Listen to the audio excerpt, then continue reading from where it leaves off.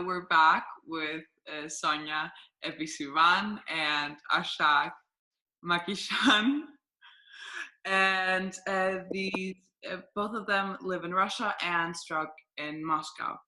Earlier in 2019, Arshak was arrested for climate strike, and we'll jump in and talk about that first. Hi. Yeah, I was arrested the same day when I was back from Madrid.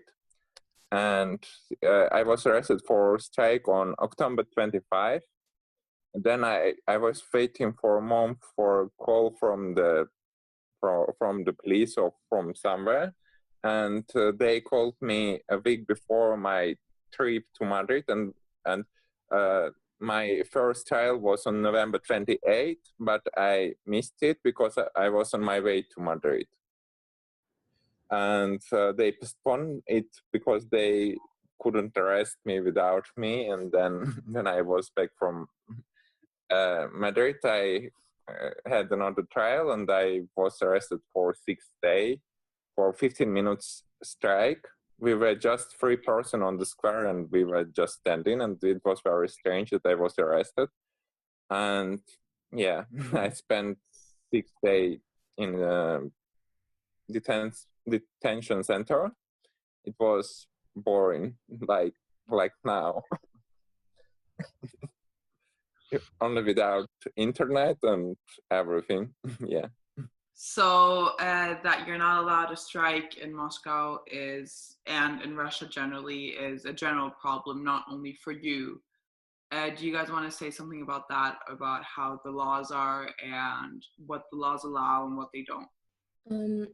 Well, in Russia, it is just very difficult for international movement to exist because there are just too many prohibitions.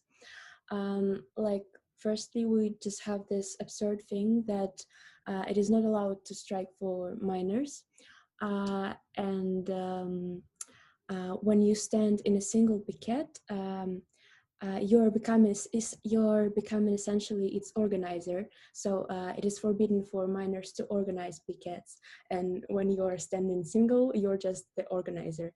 So it's kind of strange. And anyway, some people, they still come out. And there was a girl in Rostov. It's a Russian city.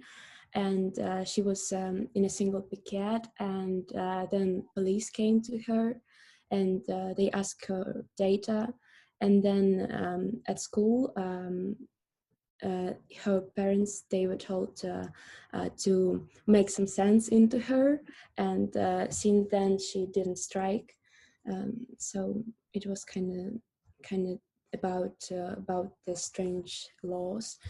And in fact, I think that when there is such law, they just kind of tell us that if you're under 18, you're just not allowed to have your point of view and to show it to other people.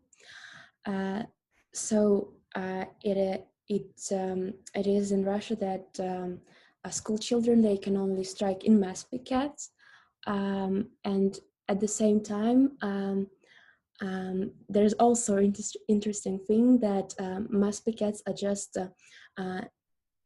always not permitted. For example, this year we filed more than 20 notifications for the mass events, and they just denied them with some ridiculous reasons, like it is against the safe policy of the city or something like that. And they always say that we should go strike in some distant park in another part of Moscow.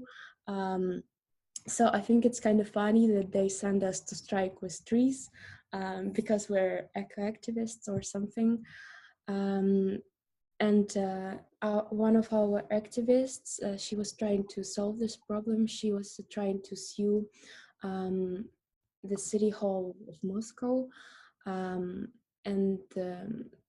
it was some the same thing as happened with Arshak when the court decided everything without her.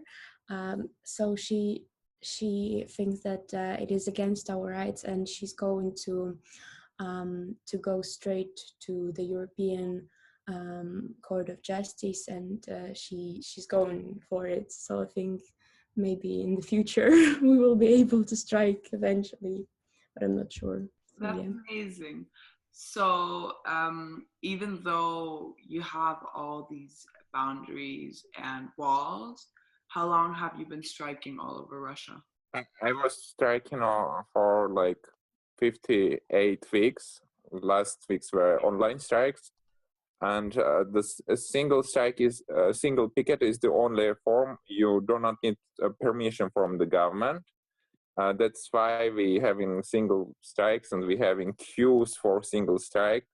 Like a person standing on the square with the poster, and then we striking in turns. Like other people standing just without posters, and one person standing with a poster. And it's kind of fun, but strange. And yeah, and now there are like before the pandemic, there were strikes in 5 or 7 cities every week in Russia. So it's not like a hopeless thing, but it's growing. Like a year ago, I was striking alone every week. And now it's better. Even with the media, there are more reports about climate crisis in the media, but it's not like in Europe. So you said that she's trying to go to the EU courts. Do we know any updates on that? How is it going? I guess now because of the pandemic, everything's slowing down. But Yeah. what is her view and perspective on things?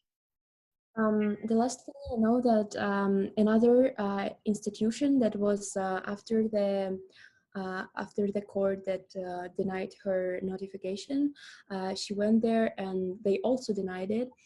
So I think with all this crisis, it is postponed, but I don't think that she will stop because she's just going for it. I think but the problem is that the European Court, it's just very, very long time that you can come for it. It can take years. So probably it's going to be a very long process. Is there some way people outside of Russia can support this cause?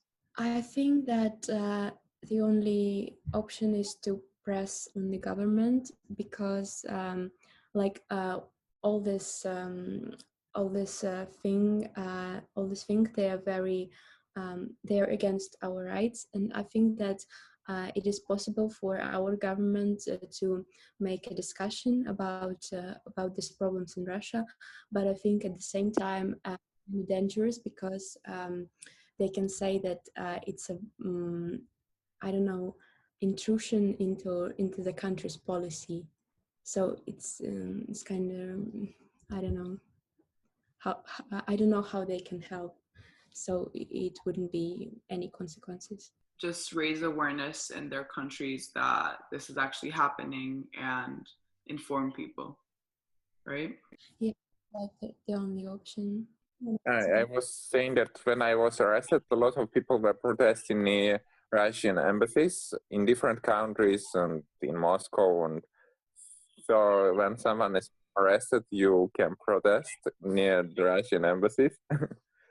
And yeah, Europe is buying a lot of fossil fuel from Russia. You cannot stop doing that.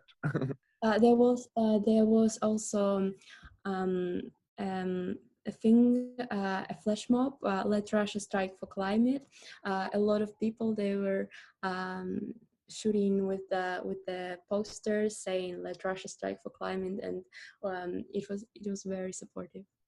And when Arshak he got arrested, it was also hashtag I don't remember. Yeah, I think Free Arshak, I think. Yeah. Yeah, I organized flash mob Russia strike for climate a year ago when we were preparing to second global strike, and the government denied us right to mass picket, and I organized that flash mob because it's not just for people from other countries, it's for Russian people as well. They can do something like a digital strike, and with hashtag Let Russia Strike for Climate to participate in our strikes, yeah, if they cannot strike on the streets. So because of the lot of boundaries you have from the government with the laws, are you able to also do other actions than strikes, or do you only do strikes? We were doing lives. We're still doing them every Friday. We invite activists, and they talk about the theme of the week. It was, what is your hope? Why did you start doing activism and something like that? And people from different cities, they come to lives and they talk about it.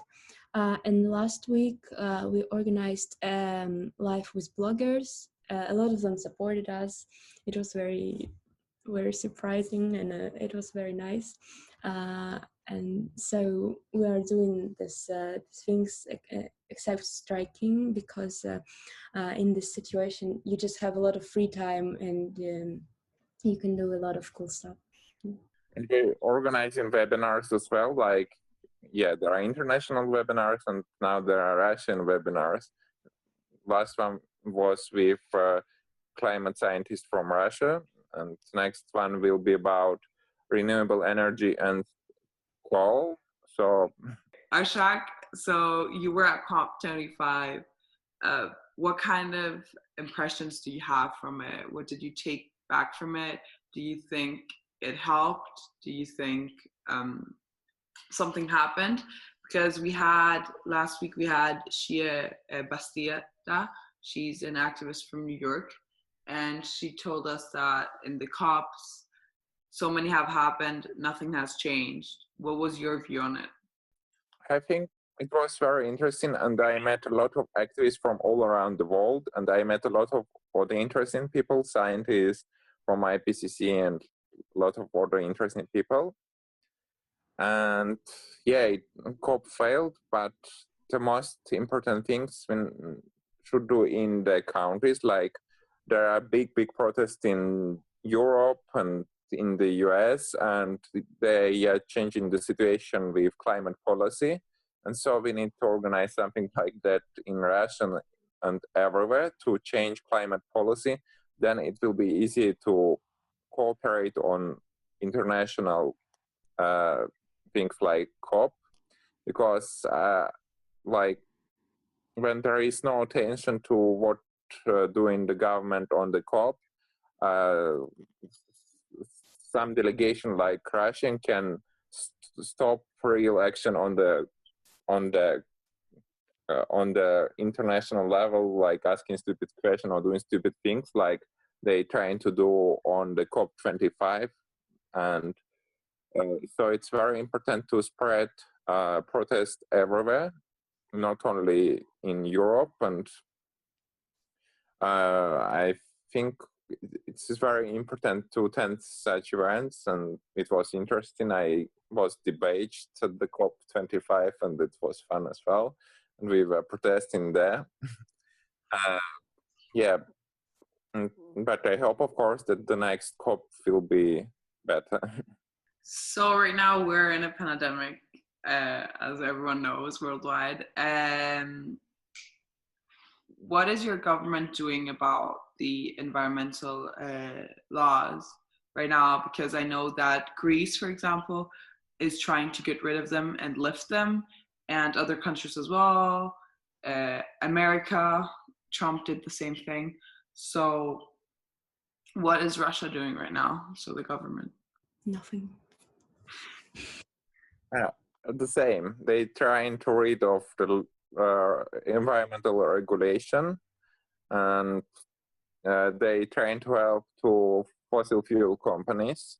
and not trying to help to people, because in the US or in the Europe, the government helping people because a lot of people lost their jobs and they getting some help from the government. And in Russia, government helping only to industries, and yeah, it's quite frustrating. So it will be quite big economical crisis, and we don't know what will be next. It's quite unpredictable with Russia. So these were pretty much all my questions. Do you guys want to say something that we didn't mention? Maybe add something else? Well, I think I should add that I'm not in Hogwarts right now. I'm just home. It's just a background. Okay, so thank you very much for participating and telling us about your country and what's going on. I hope to talk to you guys soon. Thank you.